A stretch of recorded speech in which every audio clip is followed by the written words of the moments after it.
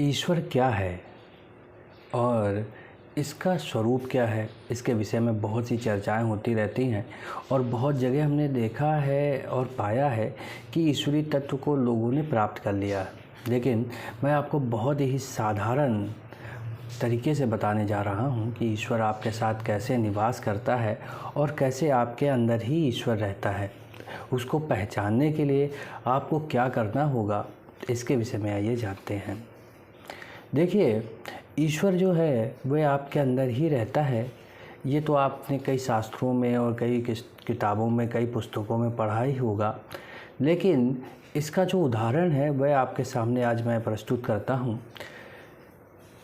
आप जो भी कार्य करते हैं वह प्रेजेंट में नहीं, भूत में करते हैं। जैसे कि यदि मैं मोबाइल पर वीडियो बना रहा हूँ और जो ये वीडियो चल रहा है, जो वॉइस आप सुन रहे हैं या जो आप देख रहे हैं, तो वह तब आपने देखा जब उस पदार्थ पे रोशनी पड़ी और रोशनी आपकी आँखों में गई।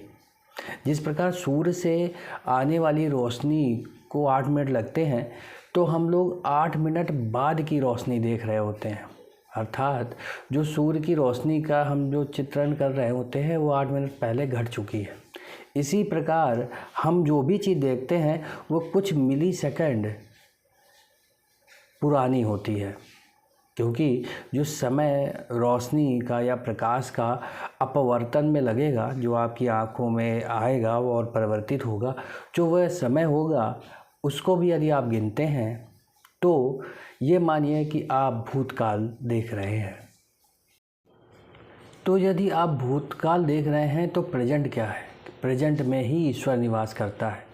कहते हैं कि ईश्वर वह है जो बिना आँखों के देख सकता है, बिना कानों के सुन सकता है, बिना मुख के बोल सकता है। ये चीज़ तो आपने देखी ही होगी, या इस किताब के विषय में, किताबों में, हमारे शास्त्रों में ये तो लिखा ही है कि जो बिना आँख के देख ले, बिना मुख के बोल ले और बिना पैरों के चल ले और बिना कानों के सुन ले। तो आप अपनी आँख बंद करिए और आँख बंद करके एक सेब का चित्रण कीजिए, यानी सेब के विषय में सोचिए। तो आपको अचानक सेब दिखने लगेगा, लेकिन आपकी आंखें बंद हैं, तो आप बिना आँखों के ही सेब को देख रहे हैं।